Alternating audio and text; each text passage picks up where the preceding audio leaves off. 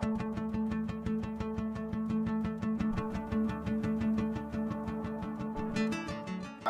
welcome Charles Fattone.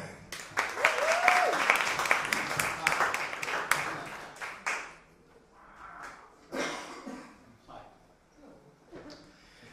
I was sitting in my apartment, in my sofa, with my Afghan hound, Leona, sitting beside me. It had been a year since I had ended a 5.5-year live-in relationship with Reno, who was 10 years my junior. He decided that he needed more space and a lot more partners. So I took a walk across town to Waverly Place to visit a friend of mine, Bart. We'd been buddies since we were both 19. And over drinks, he said, "So who are you seeing?" I said, "No, and why?" He said, "Don't you think a year is enough for mourning?" I said, "What? I'm not in mourning. What makes you think I'm in mourning? I'm 40 years old, and I just don't have the energy to tell the story of my life again." He said, "Why don't you just go out for a drink, a beer?"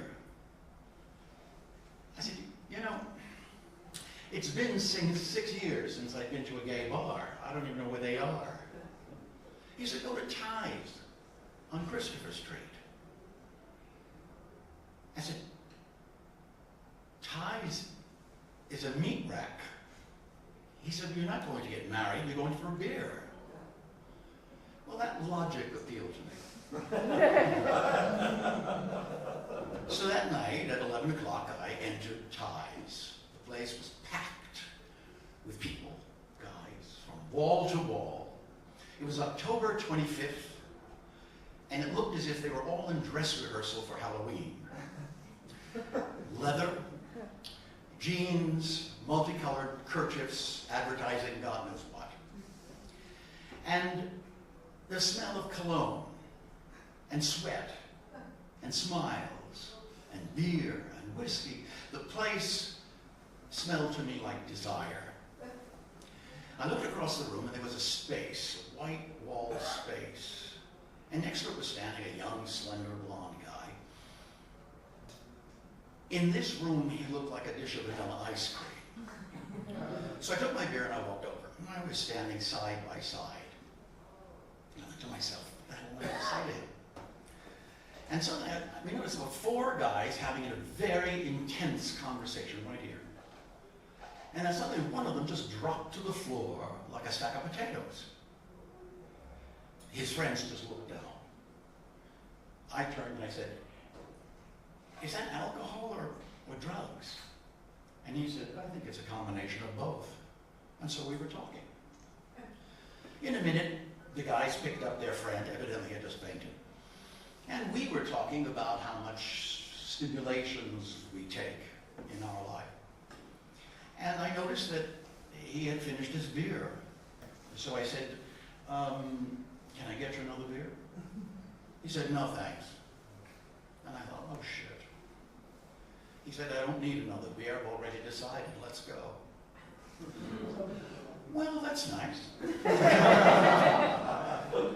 So we walked across Washington Square Park, midnight, autumn in New York. We went to my place on the East Village, rent controlled.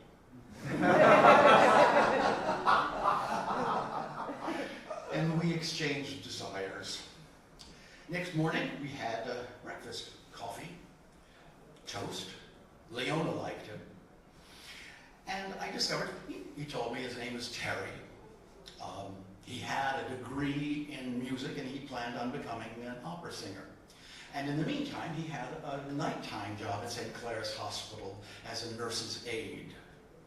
What they did was they dragged in the scales from 8th Avenue, covered the shit and piss, and give them to him. And he'd hose them down, wash them off, and clean them up. And I thought, my God, that's like Mother Teresa, except without the sorry.